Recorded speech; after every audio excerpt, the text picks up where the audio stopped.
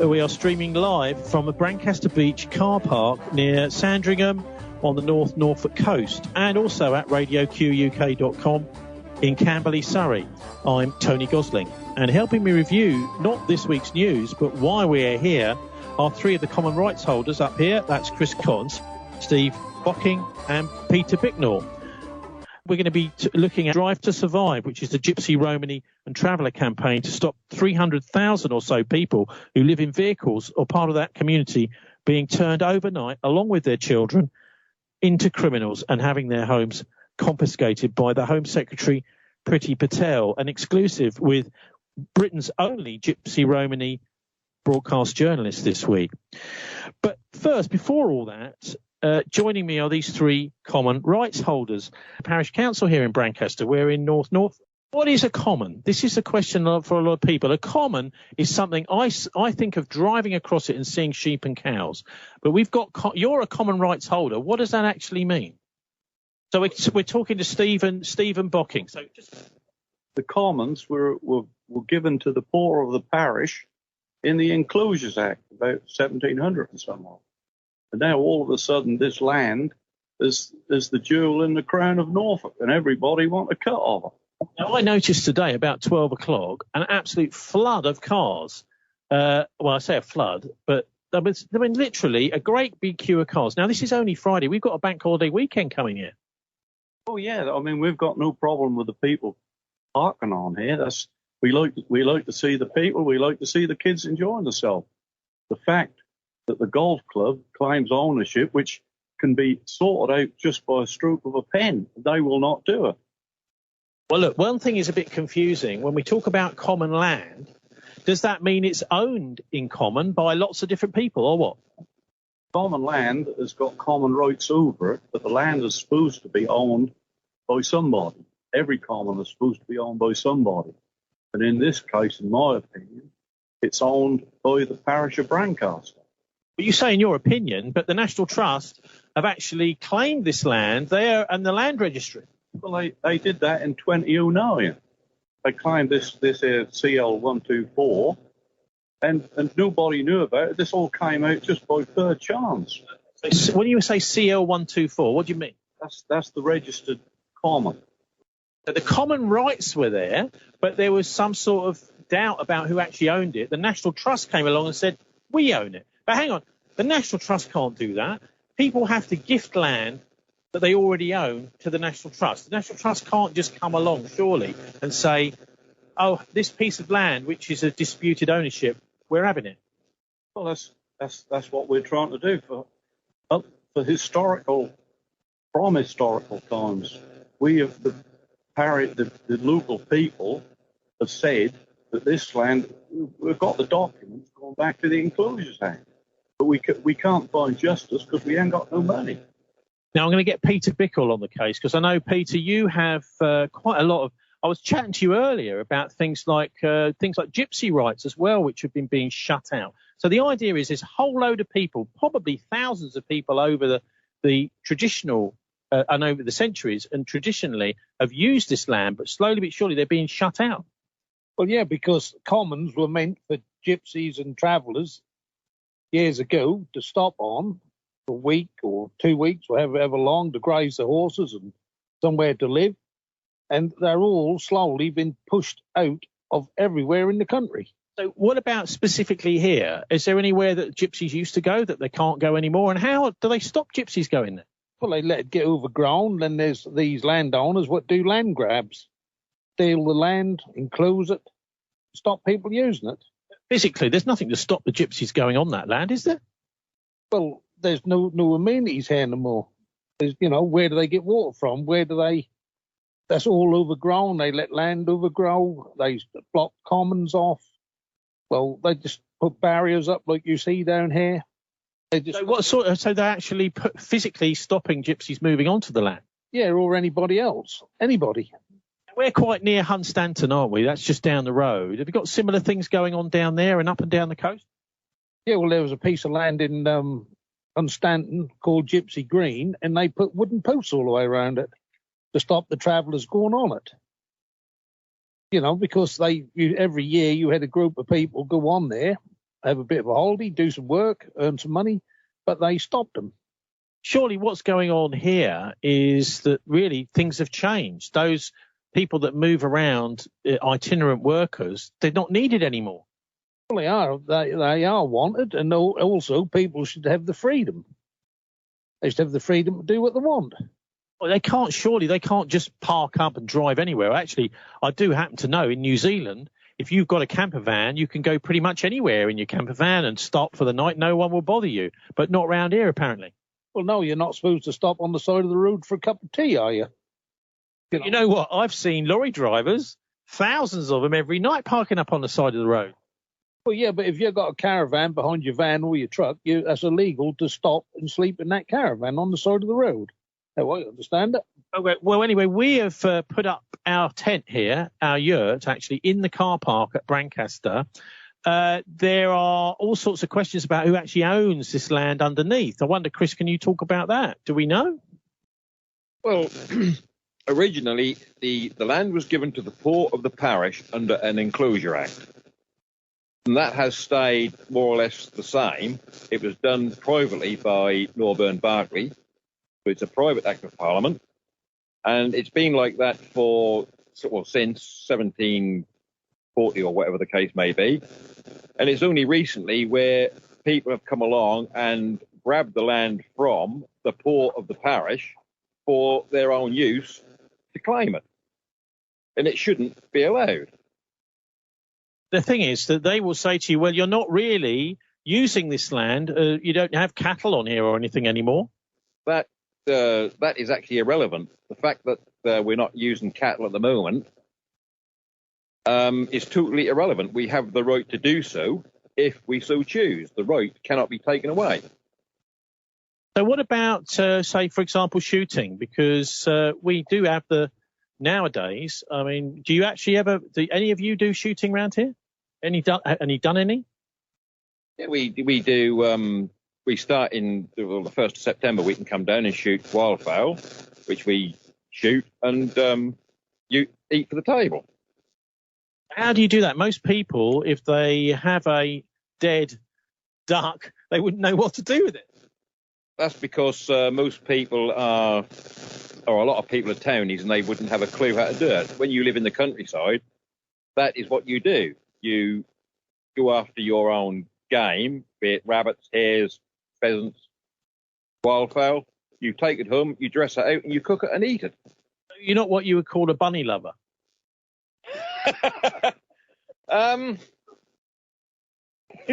Yes, I am a bunny lover, but if that means loving bunnies or having something to eat, then I will eat it. All right. So, Stephen, what do you think about the actual rights that you've got on here? Are you actually using them, and what rights are there? Well, we've got rights to catch fish. We've got rights for turbary, which is grass and stuff, and all the rest of it. Reeds, we've got quite a lot of common right. Big problem here is people don't seem to understand.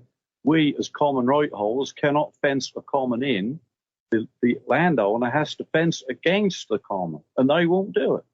And if the cattle get out onto the road, that could be my family or your family or somebody else who get killed. Or, that's why the cattle in here, if the fences was up, we'd have cattle on here. It's as simple as that. So, Peter, has there been much of a conflict around this area for a while then? Oh, yeah, this has been going on for years.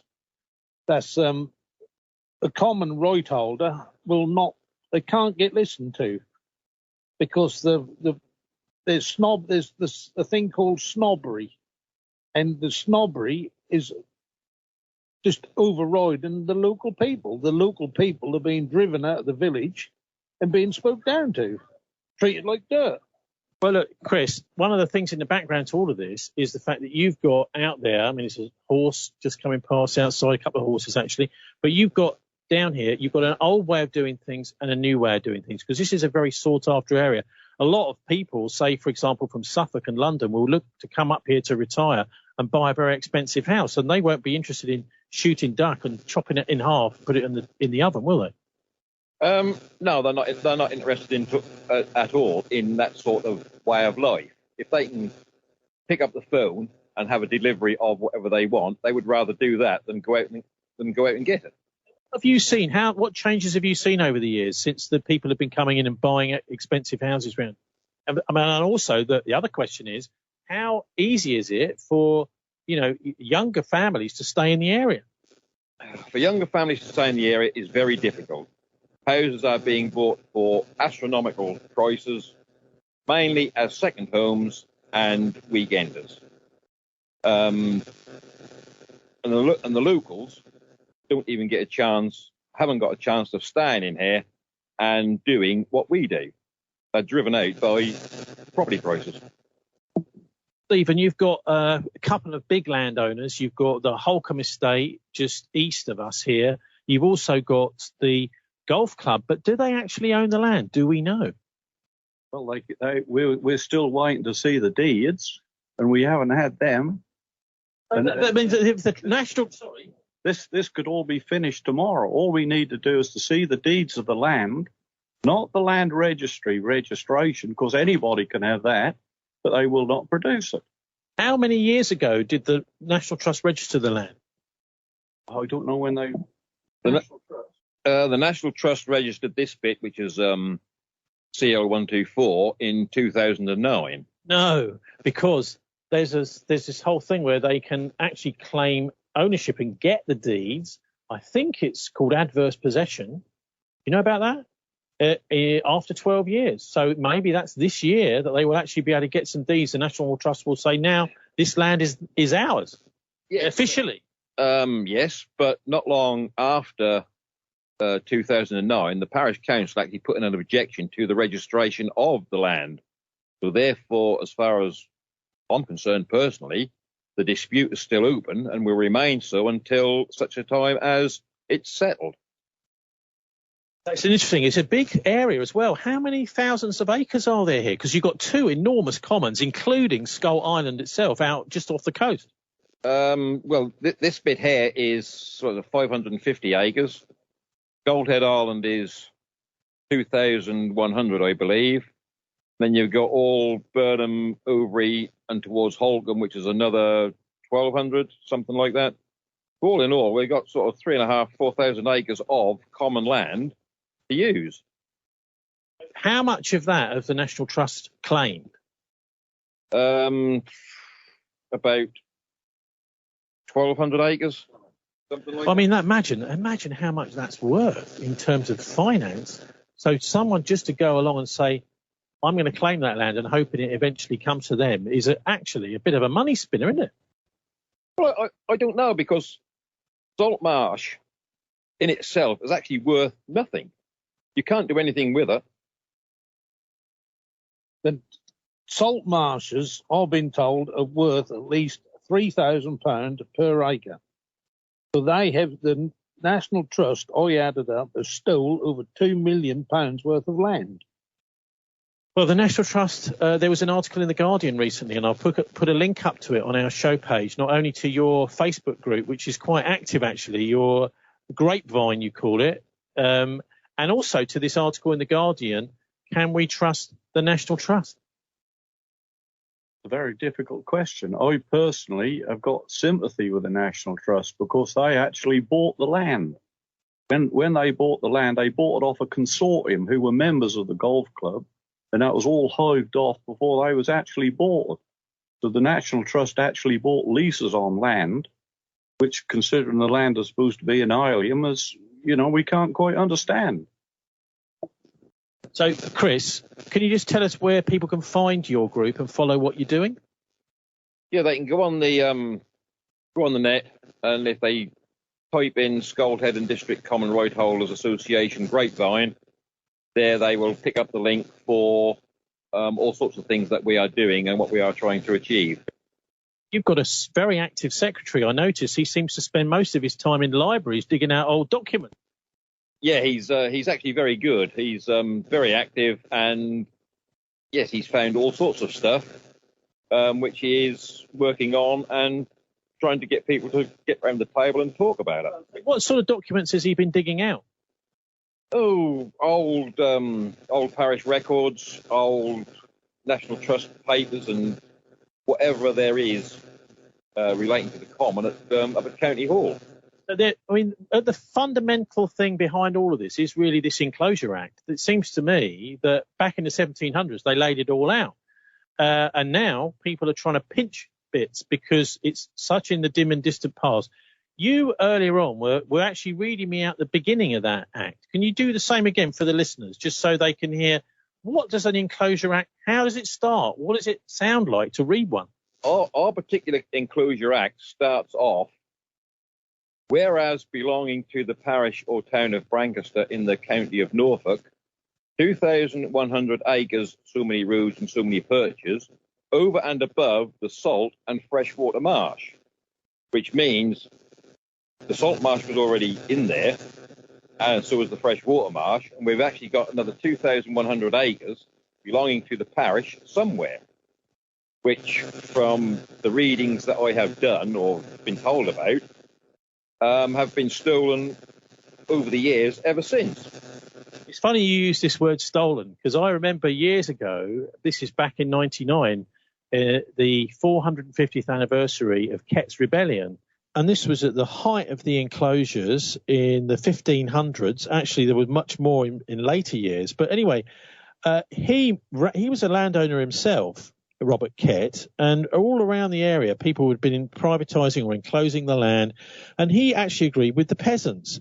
And so they agreed with him. They picked up their pitchforks. He started running the whole of Norfolk, and some say even bigger parts of East Anglia, from under an oak tree. It's now called Kett's Oak, near Norwich. And he was having them arrested and put into jail for stealing the land, which, of course, effectively they were doing, because the peasants at the time, in fact, anybody that wasn't a reasonably big landowner wasn't even allowed to vote. So these people were basically voting through Parliament their own land, voting themselves land through Parliament and evicting all these peasants. In fact, this also had a lot to do with the that was in 1549, but the 100 years later or so, the English Civil War, because Charles I had been fining landowners who were enclosing and kicking people off the land. Anyway, this is all the history, some of which is taught in our schools, 99% of which isn't. But poor old Robert Kett, the king sent one army against him, which the peasants drove back with their pitchforks and probably a few explosives, firearms or whatever. They managed to drive back, and so they had to gather a second force. And after about 6 weeks or so, the second force came, and poor old Robert Kett was finally arrested. In fact, they promised the peasants they were going to give them what they want. And as usual, like exactly the same as in the Peasants' Revolt, they lied, they went back, they grabbed, arrested Kett, and he was strung up and left to die. His body was left there for 2 years as a reminder to all the peasants on the walls of Norwich Castle. But he did run Norfolk for something like 2 months from underneath an oak tree, they say. Yeah, I did remember reading all that. What I will say is stolen is probably the wrong word. What I will say is it was usurped by other people for their own greed, if you like, or ownership. Robert Kett, when he was in charge of Norfolk and he had all the peasants behind him, Robert Kett was having people arrested for stealing the land. I don't know about that one, mate. The only thing I do know that everything was agreed to, what I can remember of it at Norwich, all the peasants like us all went home, and then they hung, drawn, and quartered poor old Kett and hung his body from the castle battlements, and he hung there for 2 years. I know, it's pretty horrific. And these battles over land, people do get a bit funny about land. They get very possessive, don't they? It's a bit peculiar thing in human nature. I mean, we've had a bit of a reaction here, Stephen, in the local area, just to the fact that we decided we want to turn up and put a yurt here. Yeah. Just tell us about what's been going on around here the last couple of weeks. It's been a bit. I mean, I keep getting phone calls saying, "Are you having hundreds of people coming?" No, there's only 10 of us. That's just misinformation that's been spread about by who we don't know who, and all this is all going on for what? Just for money, basically. Now, there seems to be a little bit of money around here, because I've heard a rumour that maybe there's been some cameras suddenly appear on the golf club just over there, pointing in this direction. I think that's to keep an eye on the peasants. You know, that's scandalous. They waste all that money because they're afraid. All thieves are afraid. In Burnham Overy, there's 77 acres of marsh there which belong to the poor. The Overy Parish Council gave it away to Halton Estate because they all go to the same drinks parties. But really, what we're talking about here, Chris, surely it's a way of life that's going. And, you know, in a way, you're trying to cling on to something, aren't you? Which is actually there's a new way of doing things. It's all about money now. Yeah, there probably is a new way of doing things, but we are trying to keep what we have got and keep alive the old traditions and rights of this parish. And we can't do that until people start talking to us and sorting things out. This business, what we're now talking about, is the Brancaster Commons Committee, which is supposed to oversee all this land, is virtually bankrupt. Yet at the same time, we've got this golf club who cannot show or will not show the deeds to the land, has taken last year £82,000 pounds. And we get the common right holders get £100 a year for a round wire fence to keep the cattle off the golf course. I have got no problem with people playing golf. I've got no problem with people with privilege. What I have a great deal of problem with is abuse of privilege, and that's what's happening here. Pete, do you see this ending in your lifetime? No, I don't.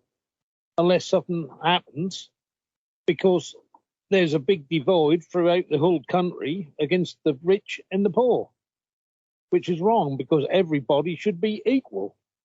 I think that's really what this is about.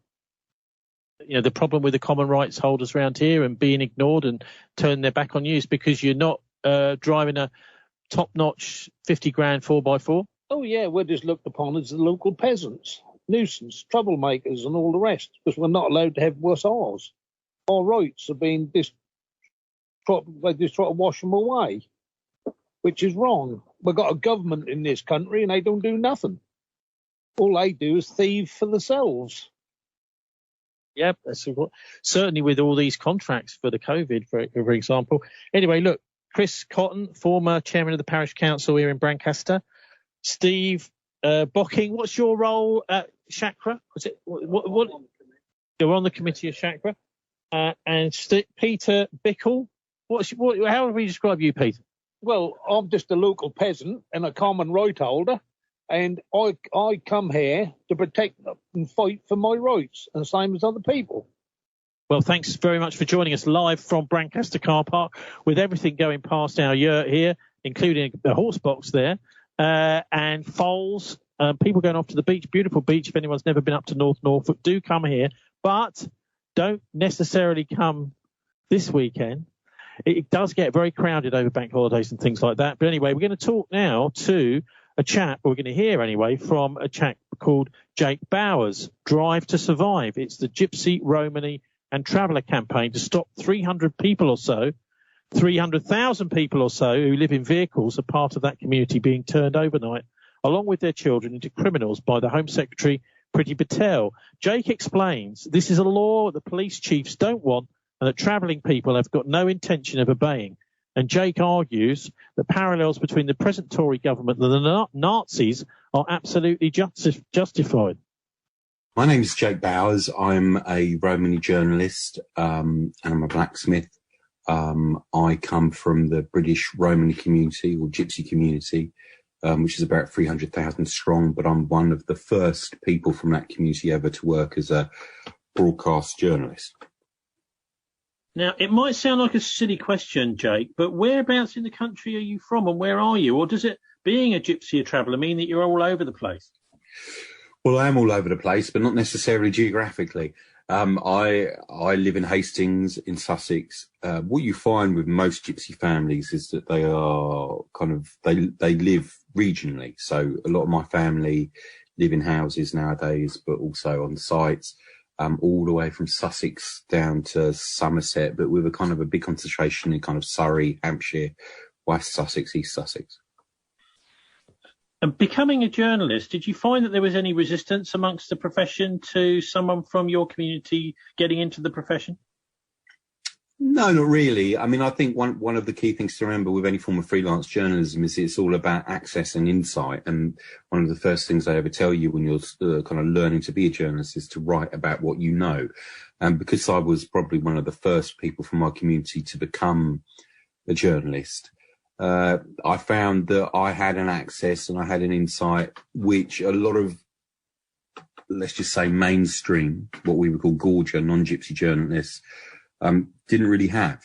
A lot of the journalists that I'd worked with in places like the BBC or on newspapers are frightened to go into the gypsy community, which of course to us is quite funny because I kind of tend to think of us as being like spiders, which is some of us may have a nasty bite, but actually we have far more to fear from wider society than society ever has to fear from us. Why do you say that? Because when you have a look at the history of the relationship between the gypsy community and the non-gypsy community, whilst, of course, there is sometimes bad behaviour that comes out of the gypsy community, the vast amount of pain and hatefulness has come from the wider world towards us. Historically, in this country, that has meant the hanging of the gypsy people, the deportation of the gypsy people, the forced assimilation of the gypsy people. Across Europe, that's meant the Third Reich Nazi genocide towards the gypsy people. And in every country that we've kind of passed through on our journey from India to Britain, generally there's been some pretty horrible laws and policies, and that continues to this day. So we are very much kind of a minority, a marginalised minority, but also a very kind of a proud and resilient minority that does its best just to carry on living the way that we want to live in extended family networks. For some of us, that means being nomadic, but increasingly it means that we are sedentary as well. And we just want to kind of live the way that we want to live. So we're not a threat to anybody, but we are often threatened by the societies that we live in. Now, this whole idea of, actually staying on bits of open land around the place, is this something which is you've found over the last few decades has become more difficult to do? Because I know local authorities like ours here in Bristol are supposed to provide transit sites for gypsies and travellers so that it's easy enough to stop off in Bristol for a few days or even for a couple of months on the way somewhere. Yeah, it is something that has definitely become harder since probably about the 1960s. What you have found has happened is there's been two things happening at the same time, is that there has been a kind of an increasing kind of industrialisation of our landscape, which means that gypsies and travellers who would traditionally have maybe worked in farm work or in rural trades, fruit picking, pea picking, potato picking, beet picking, have had to find different ways of making a living.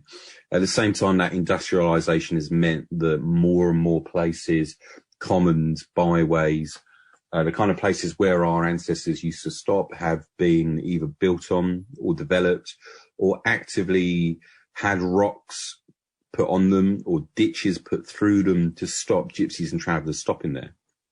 Now, if you combine that with the second thing which is happening, which is a kind of an increasing intolerance of difference within the British landscape, within the British rural or kind of urban fringe, you see that there's less and less places for people to be.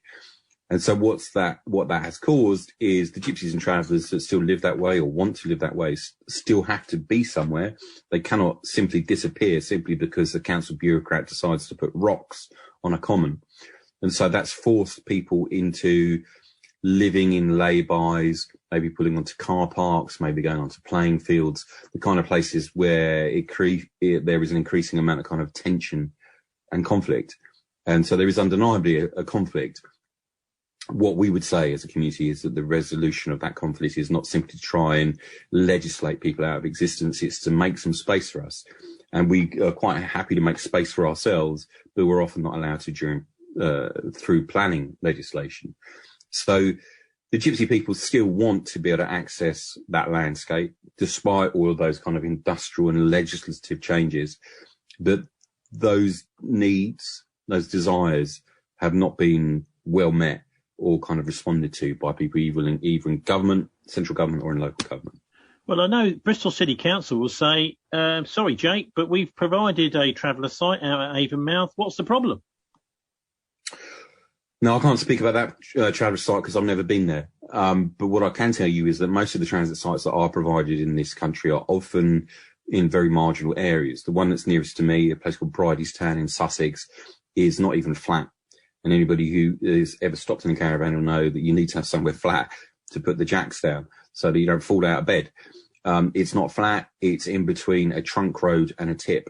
And what you often find with any sites that are built, whether they're permanent or transit, is they're built in the kinds of environmentally marginal areas where you wouldn't put a dog. Well, I mean, just for people that don't know the Avonmouth site, which is the Bristol City Council's site, it's in between an incinerator, a sewage works and a motorway. Yeah, exactly. I could have predicted that without ever really having been there. And you find that about gypsy sites in most places. The only gypsy site there ever was in Hastings, in the town in which I live, was down by the dump. And you don't have to have a kind of a degree in psychology to realise that if you're the only place available for you is at the rubbish tip, the society is actually regarding you as dirt, as a matter out of place and something that shouldn't belong. So most gypsies and travellers don't see themselves that way. They don't see their families that way. They would rather be in places where most other people would want to be. So in a lot of cases, people don't want to be on transit sites. There's one down in Dorset in a place called Piddle Hinton, which sounds very romantic, but it's right next to an MOD firing range and next to kind of an industrial facility. When I was on there about a month ago, the people didn't want to be there. They'd been forced there by the authorities in Dorset, who said you either have to go there or you have to leave the county. Now, I can't think of another ethnic community which is subjected to that kind of treatment, where you are forced to go into an area next to a firing range and next to an industrial facility, or you have to leave the county. I've been making a television series this summer called 60 Days with the Gypsies, and we've come across a number of occasions where gypsy families have been convoyed out of counties. Imagine that happening to a black family or an Asian family that came to a town.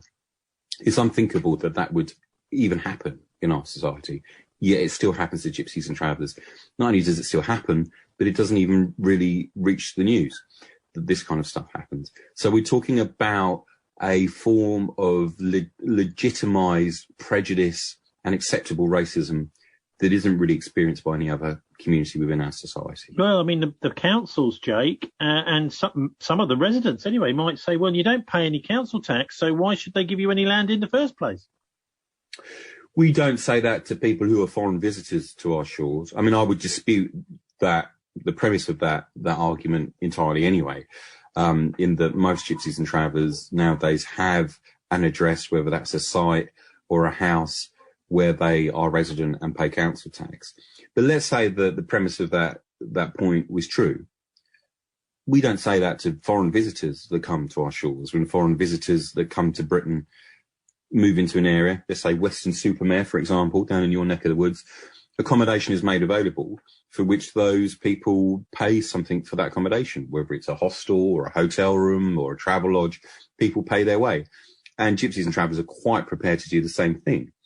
What you often find, though, is that if gypsies and travellers try and go to a caravan site, for example, if they have commercial vehicles or if they have vehicles which look gypsy, i.e. they often have twin axles and they're often bigger than the average touring caravan, they won't be allowed onto them.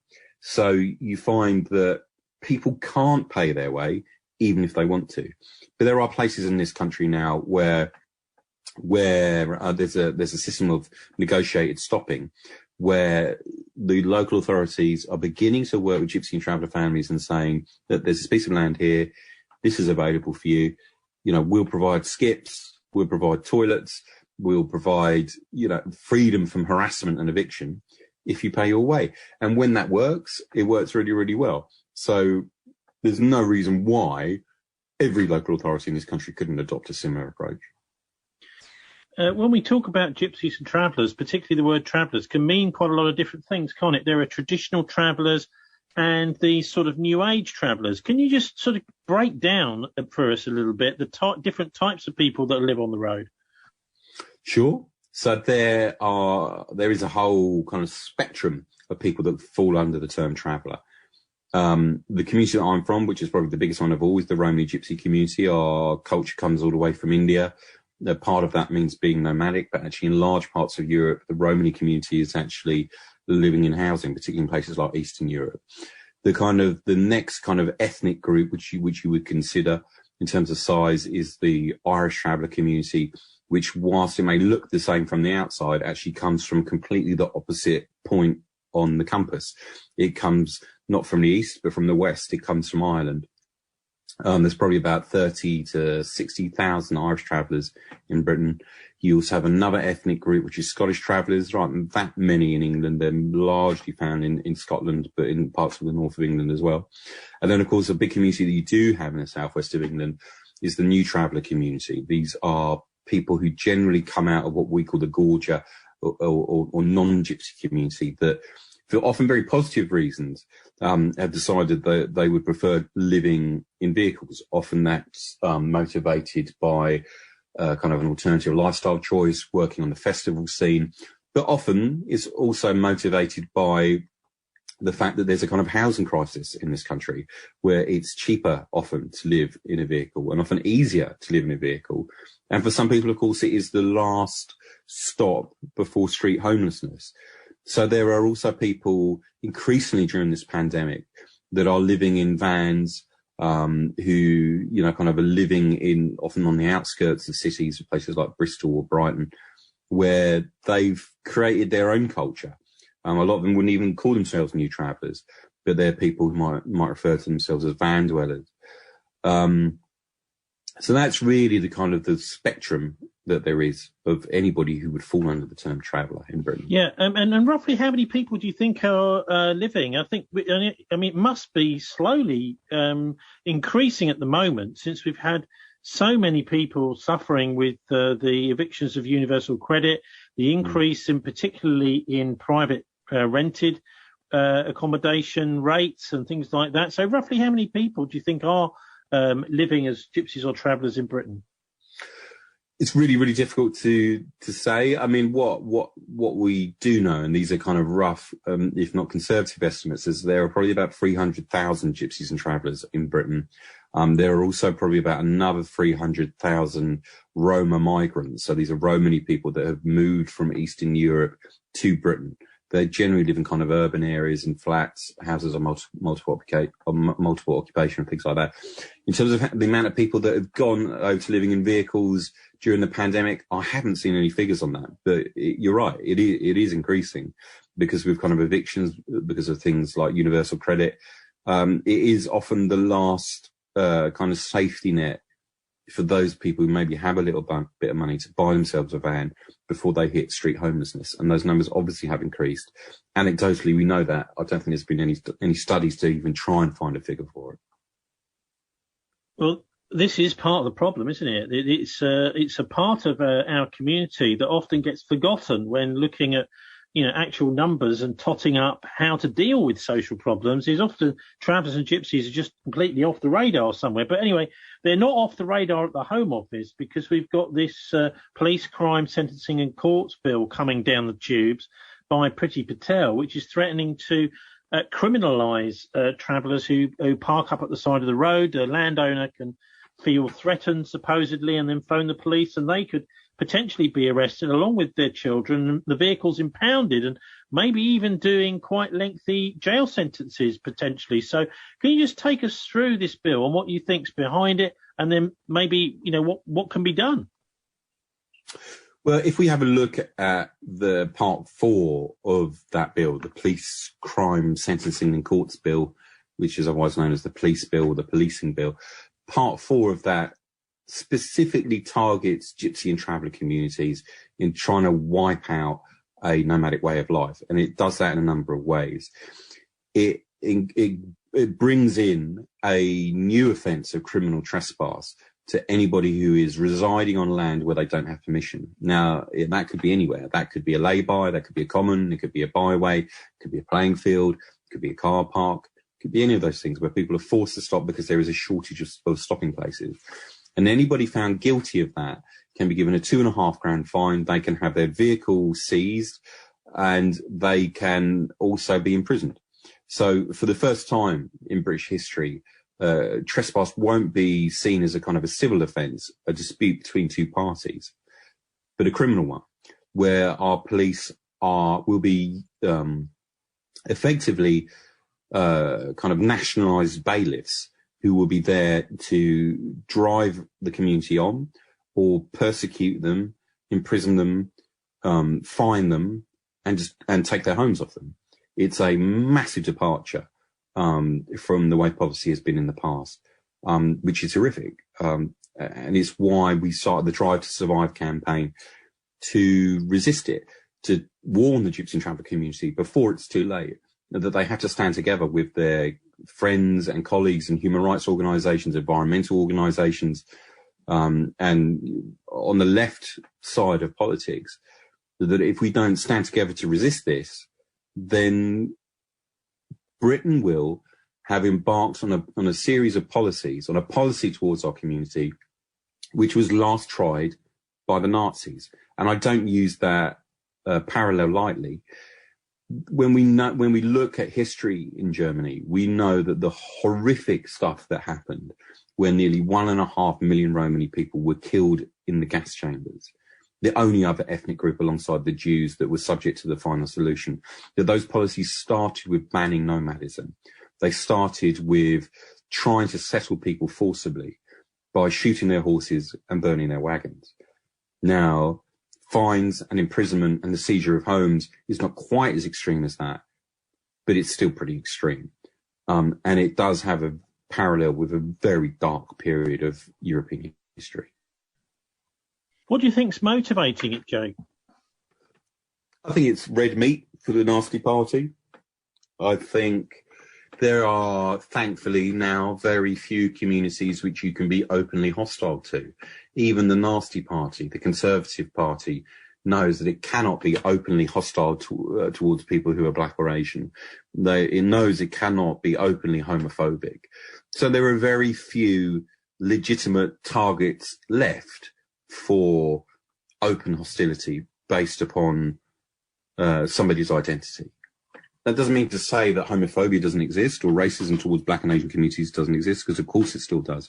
But it's often hidden, and it's often hidden behind smoke screens and fig leaves.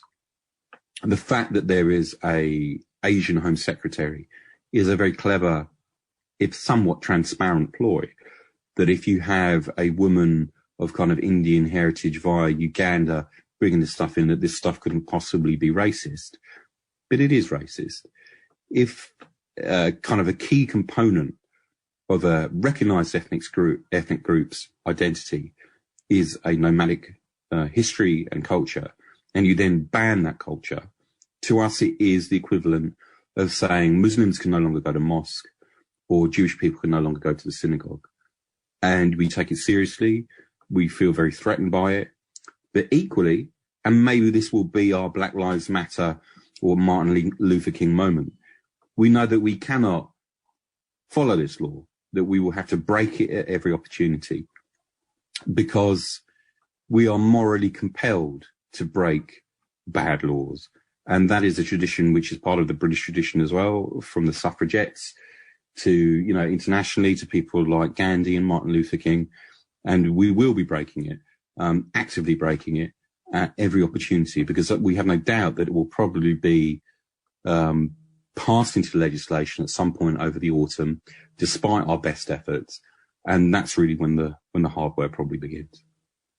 The police actually called for this. Have they been having a lot of trouble with gypsies and travellers? Obviously, the Home Office is usually driven by requests from the police chief constables. Interestingly, they haven't. Interestingly, in consultations that the Conservative Party did and the government did on this piece of legislation, the National Police Chiefs Council were unified. They were speaking in unity with the gypsy community and saying that these powers aren't needed. There are already extremely strong powers of eviction that the police have, things like Section 61 of the Criminal Justice Act, which means that they can move any encampment on within hours. if there is any evidence of antisocial behaviour or criminality. So those laws already exist. They've existed since 1994. So the police actually, on this occasion, are actually more liberal and less in demand of these powers than the Conservative Party, which is why most of us have come to the conclusion that this is just performative prejudice, which is producing red meat for the Conservative Party. Is there likely to be any kind of pushback in Parliament, in the Lords or the Commons at all against this act? And what stage is this bill at? There has been pushback in Parliament, but we have to remember the English people, in particular, in their wisdom, voted in large numbers. Still a minority, but in large numbers for our very outdated electoral system for the Conservative Party. They have an 80-seat majority, so have voted it through its last reading on July the 3rd. It will be going to the Lords on the 15th of September. And there will be a pushback in the Lords as well. There isn't a government majority in there. But the convention is that anything that is a primary piece of legislation that was promised in an election manifesto eventually will also be given the nod by the Lords. So we're under no illusion whatsoever that this will probably become law within the next couple of months. Something pretty incredible is going on here, Jake, isn't it? I mean, so far as I know, ever since the dawn of time, it's been normal and natural, not just for gypsies or Romanis, but for anybody to stop and camp on the side of the road if they're on their way across the country. And this is possibly, I think, probably the first time ever that this is going to be seen as something which is a crime. That's right. I mean, the point that I always make whenever I'm speaking to people is that we're not asking for any right that is specific to our race or identity. We are asking for this to be a human right that's enshrined in law. You're absolutely right. People have long travelled in these islands, and they have long stopped at the side of the road, and long may they continue to do so. It's a human right that we're fighting for.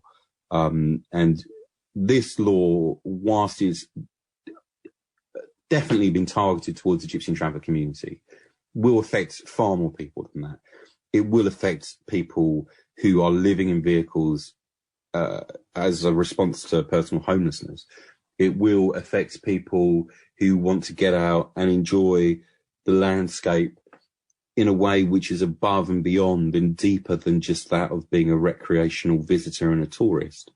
It will affect anybody that kind of wants to access the landscape beyond a day trip down a footpath. And that means it should be resisted strongly by anybody that hears about it. Because, people can only kill the natural world with impunity if people are not familiar and connected to it. And in a time of kind of climate change and extinction rebellion where people need to be intimately acquainted with the natural world in order to love it and defend it, any piece of legislation which attempts to remove and sever that connection with the natural world, with the landscape, is one that should be resisted. Yes, the incredible thing is it's also linked in this bill with stopping the right to protest, or at least severely limiting it. But anyway, look, your group, Drive to Survive, can you let us know how people can get hold of that, to follow it? And what's the best way to keep track of what's going on, Jake? Sure. So the best way is for our website, which is drivetosurvive.org.uk. But I'm also going to send you a GoFundMe thing that we're doing, which is to try and raise money to help us in our campaign. All of us are volunteers. We're not a charity. We've been up and running for about 2 months, and we really, really need all the help that we can get. Any fivers or tenors that people have got spare, you just need to go to gofundme.com/F, then /drive, then the number 2 survive. And we're raising money there. We've had some really good donations, but in order to keep going, we need more donations. And the website is drive2survive.org.uk. That's it, drive2survive.org.uk. Everything that we're doing, we're trying to get as many people as possible down to the Conservative Party conference from the 2nd of October onwards to make some noise. To let Priti Patel and Boris Johnson know that we have no intention of going quietly into the history books. In fact, we have no intention of going into the history books at all. We will be fighting this tooth and nail. When it becomes law, we have lawyers and barristers on standby to take this into the courts to show that this is a fundamental breach of human rights legislation that will be resisted at every turn until it is repealed.